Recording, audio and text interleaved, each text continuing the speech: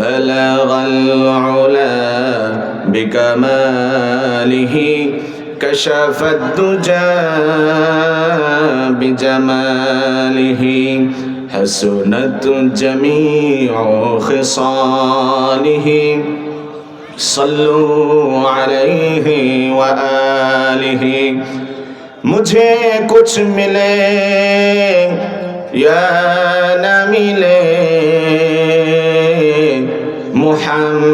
मुहम्मद मिले यानी वो शई जिसे अल्लाह मिले बलगल उला बिकमालिही كشف الدجى بجماله حسنت جميع خصاله صلوا عليه وآله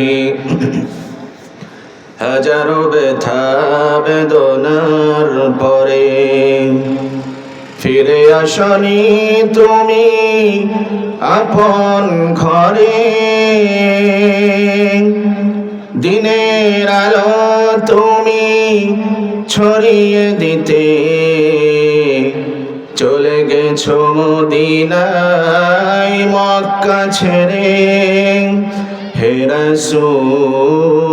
রাসূল তোমাকে ভুলি আমি কেমন করে হে রাসূল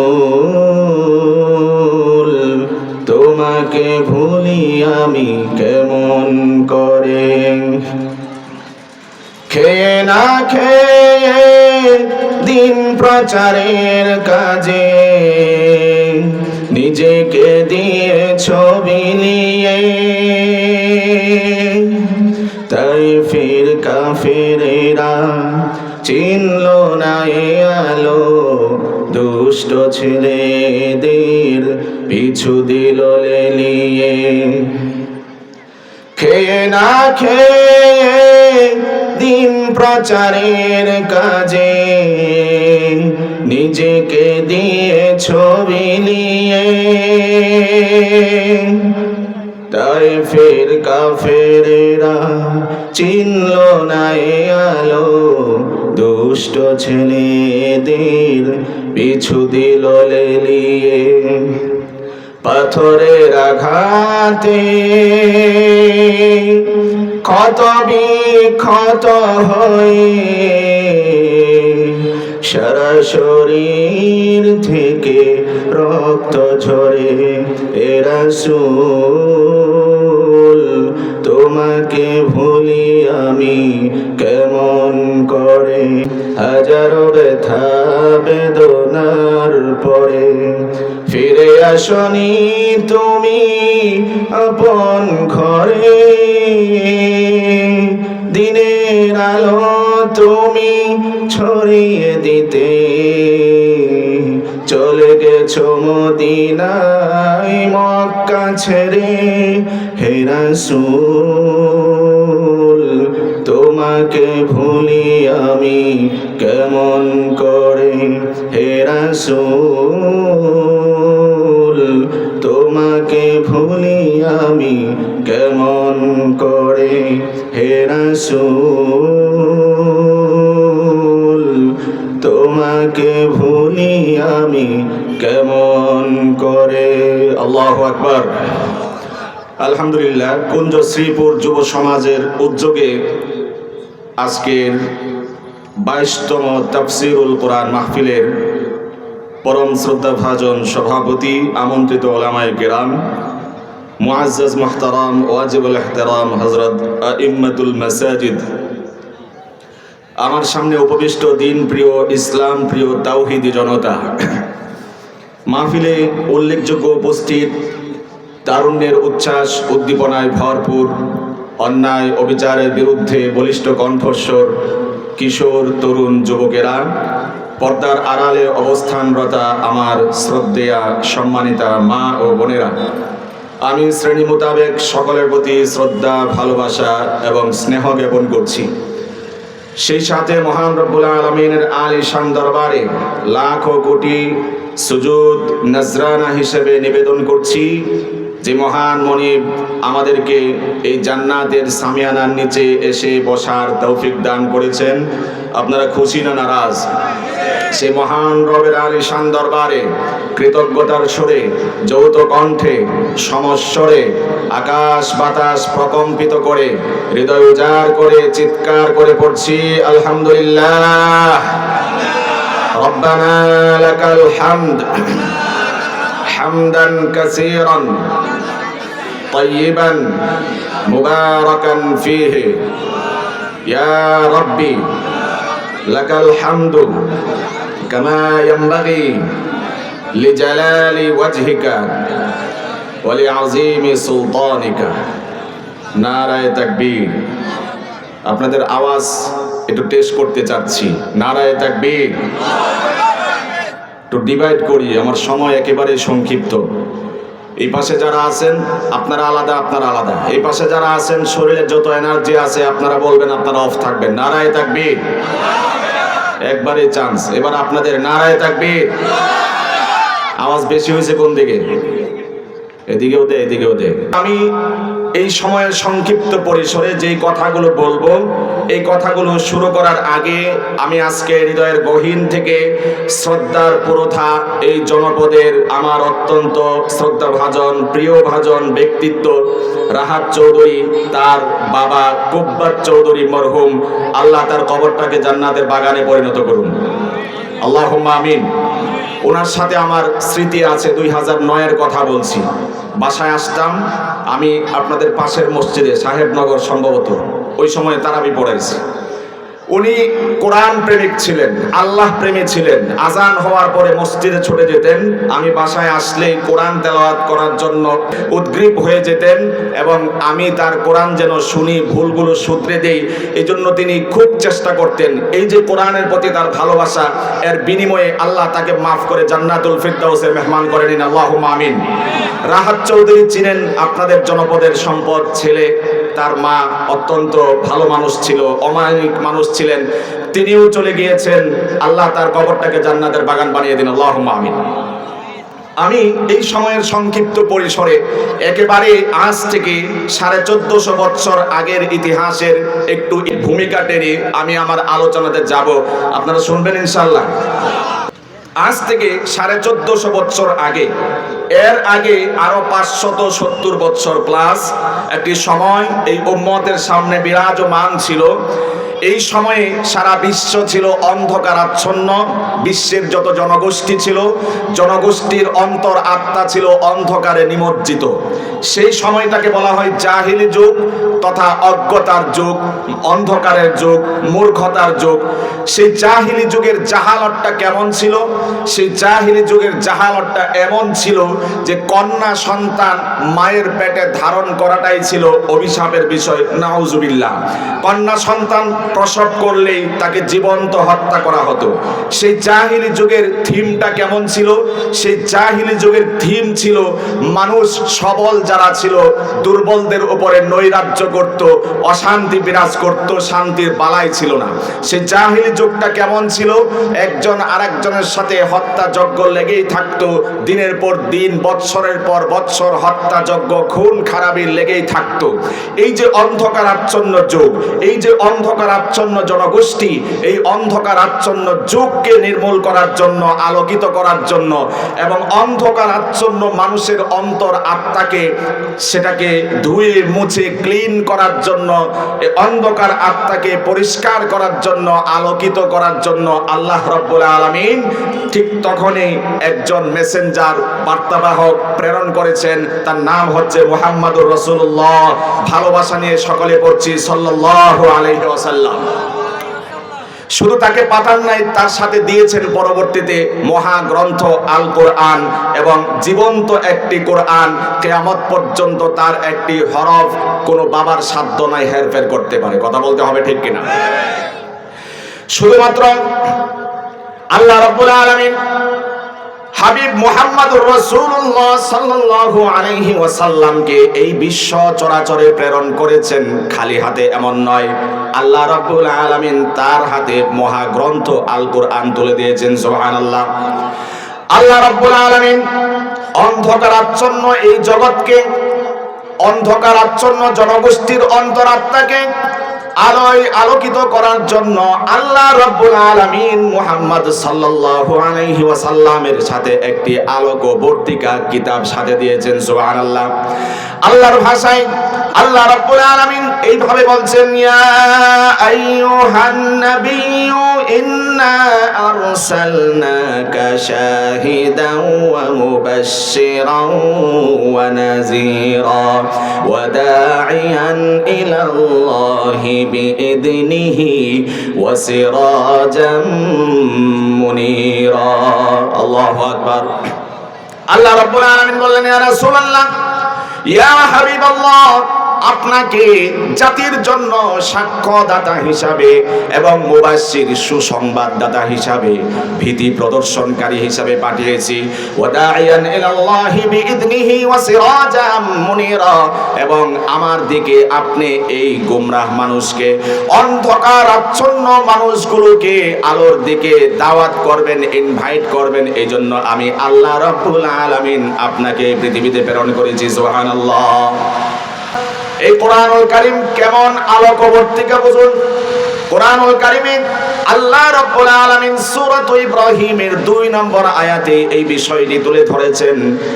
কিতাবুন আনজালনাহু ইলাইকা, আল্লাহ রাব্বুল আলামিন আল্লাহর হাবিবকে উদ্দেশ্য করে বললেন, আয় আল্লাহর হাবিব, আমি আপনাকে এমন একটি কিতাব দিয়েছি, এমন একটি কিতাব দিয়েছি যেই কিতাব দিয়ে লিতুখরিজান নাসা মিনাজ যুলুমাতি ইলান নূর, এই কিতাব দিয়ে যাতে করে আপনি অন্ধকার আচ্ছন্ন আত্মা যেই সকল জনগোষ্ঠীর, তাদের আত্মাকে যেন আলোকিত করতে পারেন। আমি আল্লাহ রাব্বুল আলামিন এই কারণেই আপনাকে কোরআনুল কারীম দান করেছি। সুবহানাল্লাহ। অবস্থাটা ভয়াবহ ছিল। কোরআনুল কারীম দিয়ে আল্লাহ রাব্বুল আলামিন অন্ধকারাচ্ছন্ন জাতির আত্মাকে কিভাবে আলোকিত করেছেন এই বিষয়টি বোঝানোর চেষ্টা করছি। জাহালাতের অবস্থাটা এমন ছিল, জাহালাতের অবস্থা এমন ছিল, 2 বন্ধু রাস্তার ধারে বসে আছে, আবার একজন গর্ভবতী মহিলা রাস্তার ধারে হেঁটে যাচ্ছে। এক বন্ধু আর এক বন্ধুকে উদ্দেশ্য করে বলে, বন্ধু, এই যে মহিলাটা আসছে, এই মহিলা মনে হচ্ছে গর্ভবতী। আর এক বন্ধু বলে, হ্যাঁ, পেটের অবস্থা দেখে মনে হয় আসলেই গর্ভবতী। এবার বলল, গর্ভবতী, তাহলে তো তার গর্ভের ভিতরে ছেলে সন্তান হবে। আর এক বন্ধু বলে, না না, তার গর্ভের ভিতরে মেয়ে সন্তান হবে, কন্যা সন্তান হবে। এই বাকবিতণ্ডায় জড়িয়ে গেল 2 বন্ধু। অবশেষে তারা সিদ্ধান্ত নিল, এইভাবে বাকবিতণ্ডতা আর তর্ক বিতর্ক করে লাভ নাই, বরং এই মহিলার পেট ফেরে আমরা দেখব ভিতরে কন্যা সন্তান না ছেলে সন্তান। এই সিদ্ধান্তে তারা উপনীত হয়ে কমর থেকে খঞ্জর বের করে, ছুরিটা বের করে 2 বন্ধু ওই গর্ভবতী মায়ের কাছে চলে গেল, ওই পথিক মায়ের কাছে চলে গেল। এবার মায়ের কাছে গিয়ে ছুরি দিয়ে এমন সজোরে পেটের ভিতরে আঘাত করলো, সাথে সাথে ওই মা পৃথিবীর মায়া ছেড়ে অন্ধকার কবরে চলে গেল। তারপরে গর্ভ থেকে সন্তানটাকে টেনে হেঁচড়ে বের করে এবার বন্ধু বলে, এই যে আমি বলেছিলাম কন্যা সন্তান, তুমি বলেছিলে ছেলে সন্তান। এমন একটা জাহালতের যুগ ছিল, মা নিরাপদে রাস্তা দিয়ে হাঁটতে পারতো না, গর্ভের সন্তানটা ছেলে না মেয়ে হবে, এই বিষয় নিয়েও প্রতিযোগিতা চলতো, তর্ক বিতর্ক চলতো। এমনই মুহূর্তে আল্লাহ রাব্বুল আলামিন বিশ্ব মানবতার মহান মুক্তির দিশারি মুহাম্মাদুর রাসূলুল্লাহ সাল্লাল্লাহু আলাইহি ওয়াসাল্লামকে এই পৃথিবীতে প্রেরণ করলেন। আল্লাহর হাবিব সাল্লাল্লাহু আলাইহি ওয়াসাল্লাম মহাগ্রন্থ, ঐশী গ্রন্থ আল কোরআন দিয়ে সেই মানুষগুলোর অন্তর আত্মাকে এতটাই আলোকিত করলেন। অবশেষে আল্লাহর হাবিব এদের ব্যাপারে বলে গিয়েছেন, ওয়া খায়রু উম্মতি কারনি সুম্মাল্লাযিনা ইয়ালুনাহুম সুম্মাল্লাযিনা ইয়ালুনাহুম, যেই গোষ্ঠী অন্ধকার আচ্ছন্ন এই জগতে এক সময় মানুষের সাথে অনিয়ম, অবিচার, অত্যাচার, জুলুম, নির্যাতন করে বেড়াতো, আল্লাহর হাবিব যে কোরআন নিয়ে এসেছেন, এই কোরআনের দাওয়াতের বদৌলতে আল্লাহ রাব্বুল আলামিন তাদের প্রতি এত খুশি হয়েছেন, এত খুশি হয়েছেন। কুরআনুল কারীমে আল্লাহ বললেন রাদিয়াল্লাহু আনহুম ওয়া রাদু আন। এই অন্ধকারাচ্ছন্ন মানুষগুলো যারা মানুষের উপরে জুলুম করত, অবিচার করত, এই মানুষগুলো কোরআনের ছোঁয়া পেয়ে আল্লাহর কাছে মঞ্জুর আর গ্রহণযোগ্য হয়ে গিয়েছে। সুবহানাল্লাহ। এতটাই গ্রহণযোগ্যতা পেয়েছে, এবার আল্লাহর হাবিব গৌরব করে বলেন সেই জাহিলি যুগকে চূর্ণ বিচূর্ণ করে দিয়ে মানুষের কলুষিত আত্মাকে কোরআন নামের এই আলোকবর্তিকা দিয়ে আলোকিত করে এতটাই সাচ্চা হৃদয়ের অধিকারী আল্লাহর হাবিব তাদেরকে করেছেন। আল্লাহর হাবিব গৌরব করে বলেন আমার সাহাবীরা শ্রেষ্ঠ উম্মত। চিল্লায় বলেন সুবহানাল্লাহ। আমার সাহাবীরা শ্রেষ্ঠ উম্মত। যেই মানুষগুলো এক সময় মহিলার পেটে ছেলে সন্তান না মেয়ে সন্তান এটা নিয়ে বাকবিতণ্ডতা করত, মহিলার পেটকে ফেরে ফেলতো, এমন জাহিল যুগ ছিল। আল্লাহর হাবিব আসলেন, কোরআনের দাওয়াত দিয়েছেন কত বছর? কোরআনের দাওয়াত দিয়েছেন মাত্র 23 বছর। 23 বছরে কি পরিবর্তন হয়েছে! আর 54 বছর বাংলাদেশের বয়স, কি পরিবর্তন হয়েছে! শান্তি নাই, অশান্তি সমাজের রন্ধ্রে রন্ধ্রে, পারিবারিক জীবনে, ব্যক্তি জীবনে, সামাজিক জীবনে, গোটা রাষ্ট্রীয় জীবনে অশান্তির আগুন দাউ দাউ করে জ্বলছে। নেপথ্যে একটি কারণ, কোরআনকে সংবিধান হিসাবে আমরা সংসদে প্রেরণ করতে পারি না। 23 বছর কোরআনের দাওয়াত দিয়ে সেই জাহিল যুগের মানুষগুলো অন্তর আত্মাকে ক্লিন করা যায়, আলোকিত করা যায়। 54 বছর যদি বাংলাদেশের বয়স হয়, এখন পর্যন্ত ঘরে অশান্তি, সমাজে অশান্তি, রাষ্ট্রে অশান্তি, এর নেপথ্য একমাত্র কারণ হচ্ছে যে কোরআন আমাদেরকে শান্তির মেসেজ দেয়, বার্তা দেয়, যে কোরআন আমাদেরকে শান্তি বিতরণ করে। সেই কোরআনকে আমরা সেই তাকের উপরে রেখেছি রমজান মাসের জন্য, রেখেছি মানুষ মরলে খতম পড়ার জন্য, রেখেছি মানুষকে ট্রিটমেন্ট দেওয়ার জন্য, তাবিজ হিসাবে লেখার জন্য। সে কোরআনকে যদি আজ সংসদে প্রেরণ করান যেত, খোদার কসম করে বলি বাংলাদেশের 16 কোটি মুসলমান সোনার মুসলমানে পরিণত হতো। কথা বলতে হবে ঠিক কিনা? শুধু আল্লাহর হাবিবের কথা বললাম। 23 বছর কোরআন দিয়ে দাওয়াত দিয়েছেন। এবার নবীর জমানা শেষ হয়ে গেল, আল্লাহর হাবিব সাল্লাল্লাহু আলাইহি ওয়াসাল্লামের ওফাত হয়ে গেল। ক্ষমতার মসনদে বসলেন আবু বকর সিদ্দিক রাদিয়াল্লাহু তাআলা আনহু। আবু বকর সিদ্দিক রাদিয়াল্লাহু তাআলা আনহু একদিকে রাষ্ট্রের মহানায়ক, সরকার প্রধান, আর দ্বিতীয় খলিফা যিনি হবেন হযরত ওমর ফারুক রাদিয়াল্লাহু তাআলা আনহু।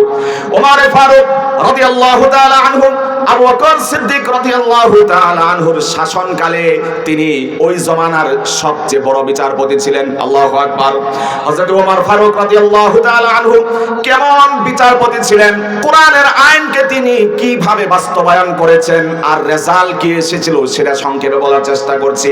খলিফাতুল মুসলিমিন হযরত ওমর ফারুক রাদিয়াল্লাহু তাআলা আনহু মাত্র 1 বছর পর্যন্ত বিচার কার্য সম্পাদন করেছেন। হযরতে আবু বকর সিদ্দিক রাদিয়াল্লাহু তাআলা আনহুর শাসনকালে 1 বছরের রেজাল্ট কি দাঁড়ালো? 1 বছর পূর্তি হওয়ার পরে এবার ওমর ফারুক রাদিয়াল্লাহু তাআলা আনহু এবার শাসকের কাছে গিয়ে দরখাস্ত করলো, ইস্তিফা দেওয়ার চেষ্টা করলো। আমিরুল মুমিনিন 1 বছর পর্যন্ত বিচারালয়ে কার্য আমি সম্পাদন করেছি, আর সেই দায়িত্ব পালন করতে চাই না। আবু বকর জিজ্ঞেস করলেন, ও ওমর, 1 বছর পর্যন্ত বিচারকের দায়িত্ব পালন করেছো, এখন ইস্তিফা দেওয়ার জন্য এসেছো, কেন এই দায়িত্ব পালন করতে চাও না? ওমর ফারুক বললেন, এই কারণে আমি দায়িত্ব পালন করতে চাই না। 1 বছর পর্যন্ত বিচারকের আদালতের চেয়ারে বসেছিলাম, গোটা 1 বছরের ভিতরে একজন মানুষ আমার কাছে মামলা নিয়ে আসে নাই। চিল্লায় বলেন সুবহানাল্লাহ। হযরত ওমর 1 বছর মাত্র বিচার কার্য সম্পাদন করেছেন। খলিফাতুল মুসলিমিন আবু বকর সিদ্দিক রাদিয়াল্লাহু তাআলা আনহুর শাসনকালে 1 বছরের মধ্যে একজন মানুষ মামলা নিয়ে আসে নাই, নালিশ নিয়ে আসে নাই যে আমার এই সমস্যা সেই সমস্যা। এর একমাত্র কারণ ছিল হযরত ওমর রাদিয়াল্লাহু তাআলা আনহু যেই কিতাব দিয়ে তিনি শাসন কার্য পরিচালনা করেছিলেন, বিচার কার্য পরিচালনা করেছিলেন, সেই কিতাবের নাম কি? আপনাদের যত শক্তি আছে সমস্ত এনার্জি নিয়ে বলতে হবে, সেই কিতাবের নাম কি? আজও যদি এই কোরআন দিয়ে বিচার কার্য সম্পাদন করা হয়, খোদার কসম করে বলি সমাজে রাষ্ট্রে দুর্নীতি থাকবে না, সুদ ঘুষ জুয়া মদ ইত্যাদি সমাজ থেকে দূরীভূত হতে বাধ্য হবে। চাই কোরআন, চাই কোরআনের রাষ্ট্র ব্যবস্থা, চাই কোরআনের আইন, যদি সামাজিক জীবনে, ব্যক্তি জীবনে, পারিবারিক জীবনে, রাষ্ট্রীয় জীবনে কোরআনের শাসন কায়েম করা যায়, খোদার কসম করে বলি সন্তান নিয়ে চিন্তা করতে হবে না। বাবা সন্তান সকলেই এমন এক পরিবেশে বসবাস করবে যেন আল্লাহর জান্নাতের অনাবিল সুখ শান্তি তার ঘরে চলে আসছে। কথা বলতে হবে ঠিক কিনা? তো কোরআনের শাসন 23 বছর নবীজি চালিয়েছেন, সেই বিপুল পরিবর্তন সাধিত হয়েছে। কোরআনের শাসন মাত্র 1 বছর শাসন ক্ষমতায় ছিলেন, বিচার কার্যে ছিলেন ওমর ফারুক রাদিয়াল্লাহু তাআলা আনহু। 1 বছরের রেজাল্ট কি হয়েছে? তিনি ইস্তেফা দিতে যান, বিচারকের দায়িত্ব আমি পালন করতে চাই না, কারণ 1 বছরের মধ্যে কেউ আমার কাছে বিচার নিয়ে আসে না। আল্লাহু আকবার। 1 নম্বর কারণ হচ্ছে দীনুহুম আন-নাসিহা। এদেরকে আল্লাহর হাবিব সাল্লাল্লাহু আলাইহি ওয়াসাল্লাম এমন এক ধর্ম, এমন এক নীতিমালা, এমন এক দিন সারপ্রাইজ দিয়ে গিয়েছেন, গিফট করে গিয়েছেন যে এরা একজন আরেকজনের সারাক্ষণ কল্যাণ কামনা করে। এই কারণে পারস্পরিক দ্বন্দ্ব, বিবাদ এগুলো সৃষ্টি হয় না। আল্লাহু আকবার। পারস্পরিক দ্বন্দ্ব না হওয়ার একটি প্রেসক্রিপশন আপনাদের সামনে সময়ের সংক্ষিপ্ত পরিসরে তুলে ধরছি। একজন আরেকজনের কল্যাণকামিতা কিভাবে হওয়া যায়, একজন আরেকজনের নাসিহ কিভাবে হওয়া যায়, একজন আরেকজনের কল্যাণকামী কিভাবে হওয়া যায়। আল্লাহর হাবিব সাল্লাল্লাহু আলাইহি ওয়াসাল্লাম সেই ট্রিটমেন্টের কথা আমাদেরকে বলে দিয়েছেন। পারস্পরিক যদি সালাম বিনিময় করা যায়, আল্লাহ রাব্বুল আলামিন তাদের উভয়ের মধ্যে মিল মোহাব্বত বৃদ্ধি করে দিবেন। সুবহানাল্লাহ। আল্লাহর হাবিব সাল্লাল্লাহু আলাইহি ওয়াসাল্লাম আনাস রাদিয়াল্লাহু তাআলা আনহুকে উদ্দেশ্য করে বললেন, ইয়া বুনাইয়া ইদা দাখালতা আলা আহলিকা ফাসাল্লিম। ও বৎস, ও সন্তান, তুমি যদি তোমার ঘরে যাওয়ার পরে তোমার ফ্যামিলিকে, পরিবার পরিজনকে সালাম দিতে পারো, আল্লাহ রাব্বুল আলামিন তোমার ঘরটাকে সুখ শান্তি দিয়ে ভরপুর করে দিবেন। চিল্লায়ে বলেন সুবহানাল্লাহ। সালাম দিলে পারস্পরিক সম্প্রীতি, সৌহার্দ্য, ভালোবাসা, প্রেম প্রীতি যিনি বৃদ্ধি করে দিবেন তিনিকে একটু আওয়াজ করে বলতে হবে। সালাম বিনিময় করলে পারস্পরিক ভালোবাসা, শান্তি যিনি সৃষ্টি করে দিবেন তিনি কে? আল্লাহ রাব্বুল আলামিন শান্তি যে বৃদ্ধি করে দিবেন, অন্য এক হাদিস থেকে আপনাদেরকে শোনাচ্ছি। আল্লাহর হাবিব সাল্লাল্লাহু আলাইহি ওয়াসাল্লাম বলেছেন, লা তাদখুলুনাল জান্নাতা হাত্তা তুমিনু। আল্লাহর হাবিব বললেন, ও আমার উম্মতেরা, ততক্ষণ পর্যন্ত তোমরা জান্নাতে যেতে পারবা না যতক্ষণ পর্যন্ত কামেল কমপ্লিট ঈমানদার হতে না পারো।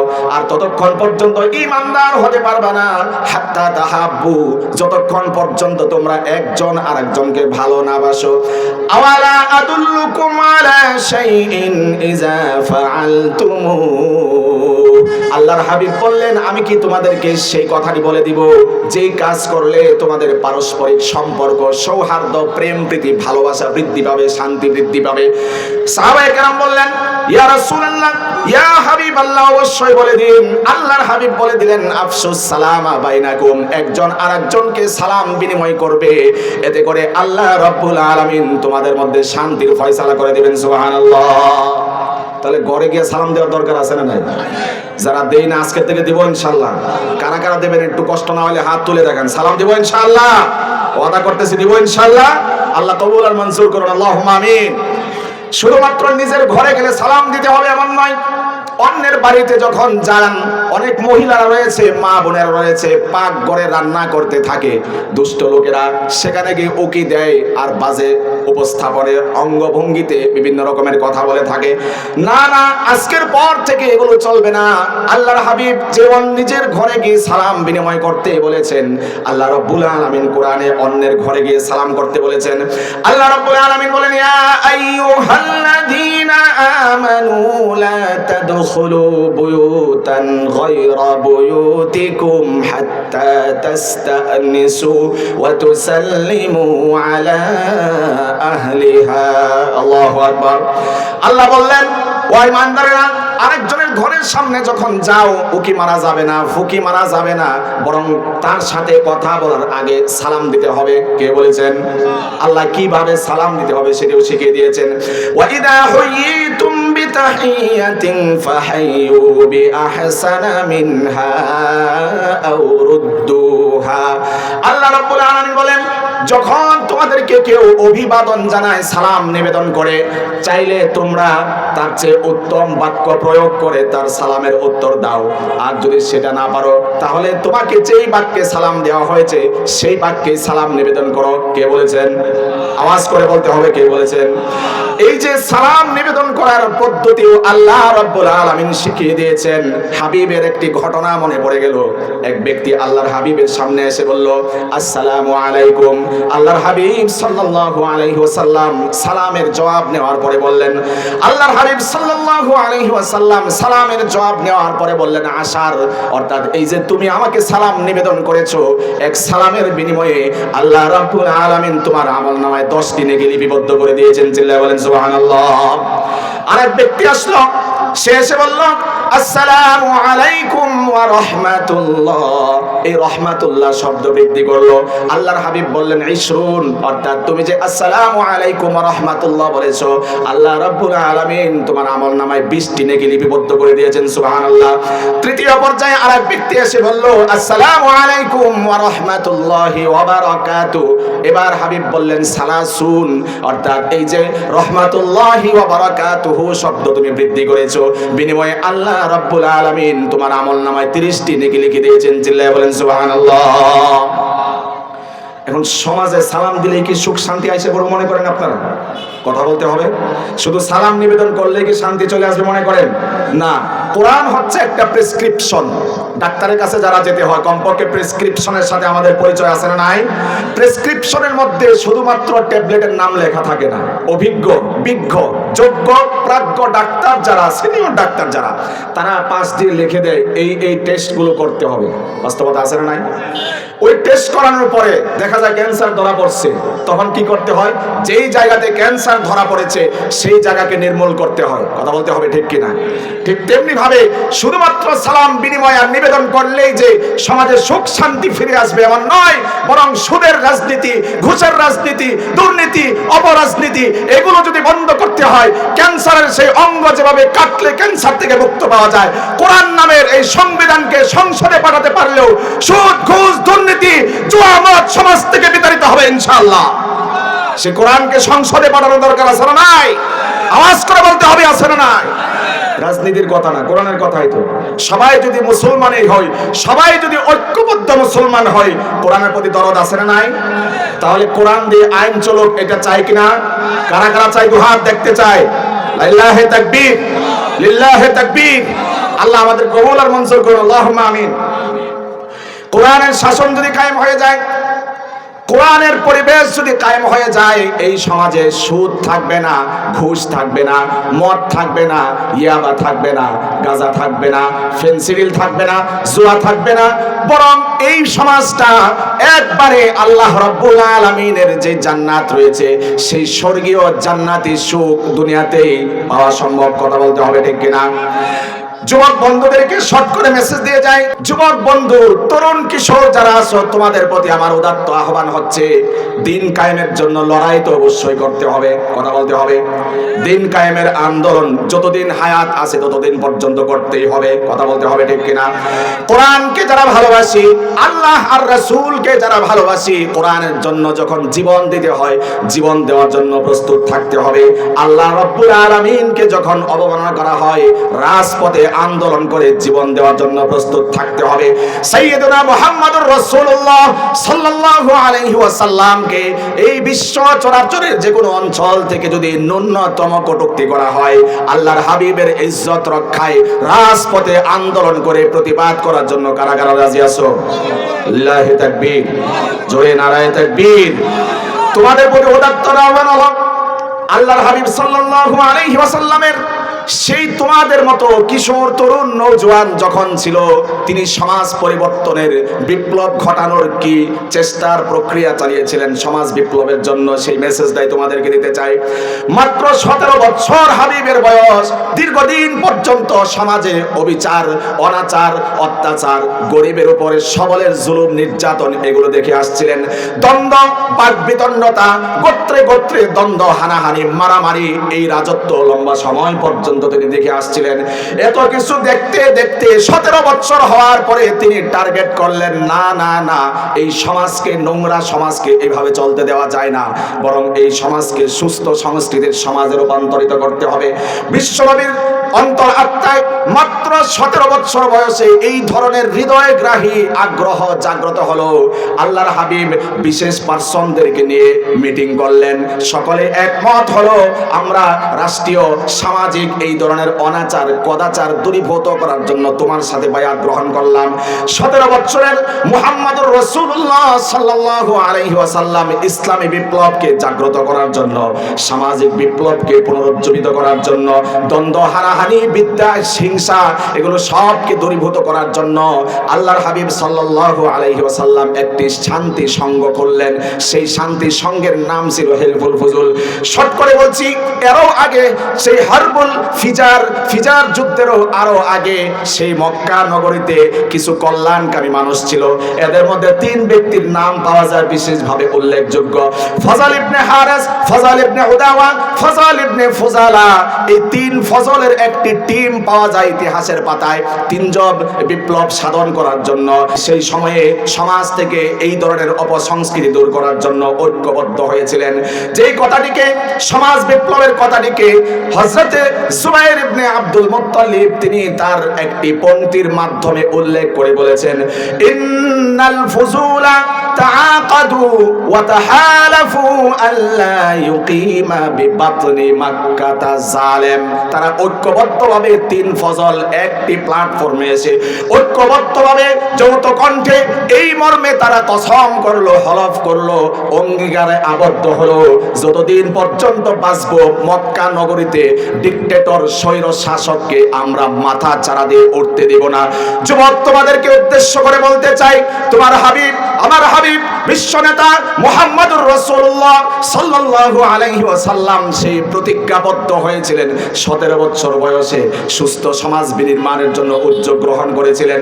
তারও আগে ফিজার যুদ্ধের আরো বহু আগে 3 জন কল্যাণকামী নেতা এই অঙ্গীকারাবদ্ধ হয়েছিলেন যে মক্কা নগরীতে কোনো স্বৈর শাসককে আমরা মাথা চারা দিয়ে উঠতে দেব না।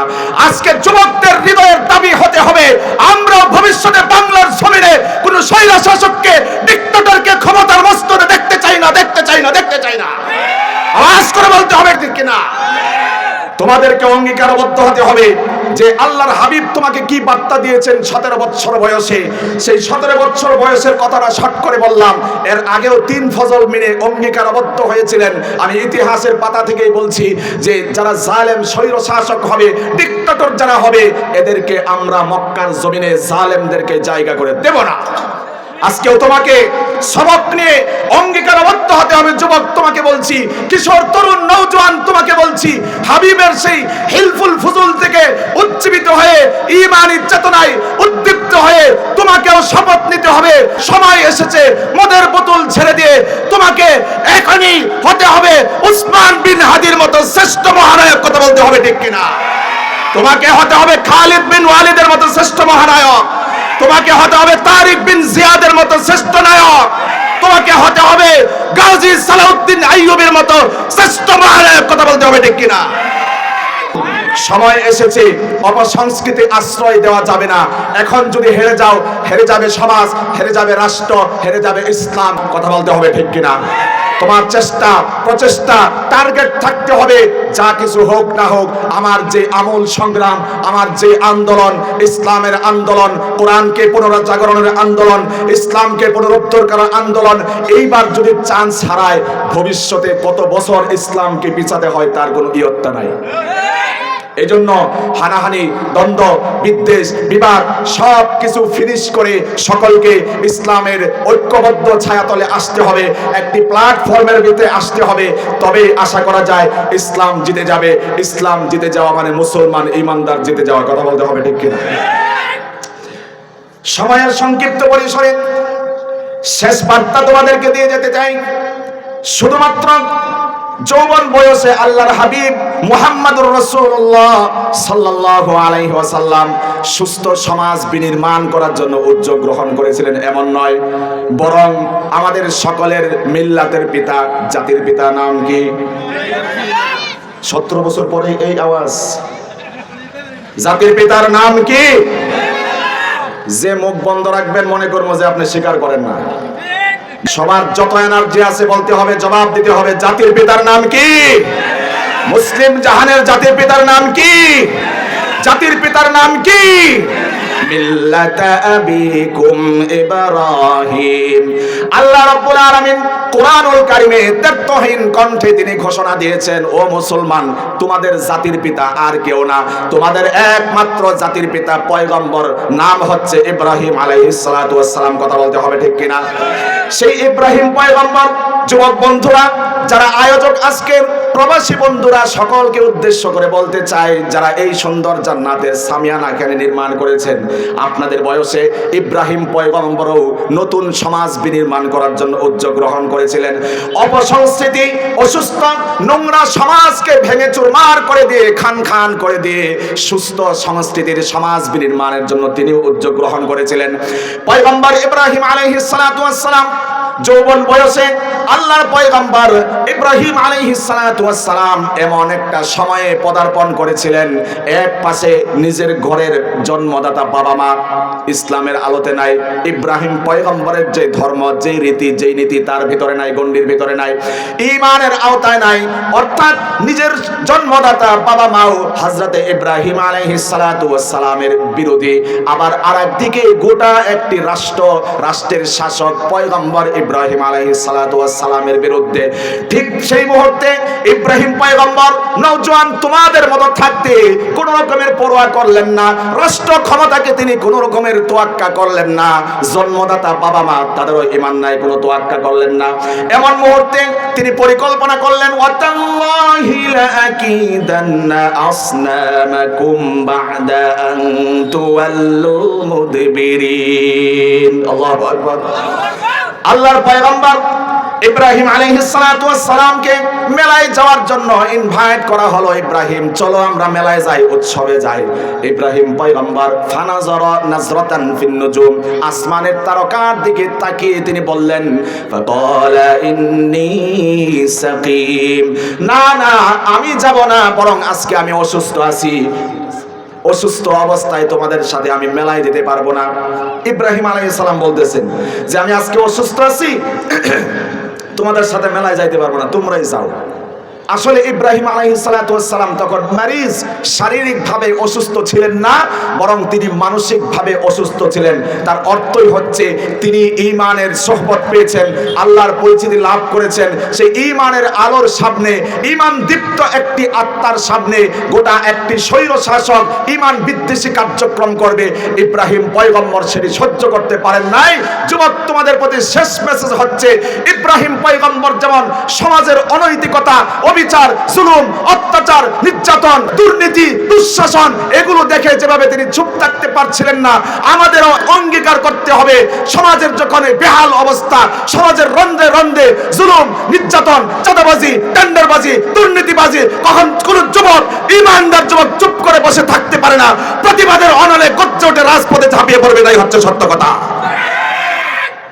আমি মুসাফির, দোয়া চাই আল্লাহ রাব্বুল আলামিন দ্বীনের পথে, ঈমানের পথে আমাকে, আমাদের সবাইকে অবিচল থাকার তৌফিক দান করুন। প্রবাসী বন্ধুদের জন্য বিশেষভাবে ফরিয়াদ করছি, যারা আজকের এখানে উপস্থিত হতে পারলেন না, অথচ তাদের অনুদান অবদান রয়েছে, আল্লাহ সবাইকে এর উসিলায় নাজাত করে দিন। আল্লাহুম্মা আমিন। ওয়া আখিরু দাওয়ানা আলহামদুলিল্লাহি রাব্বিল আলামিন।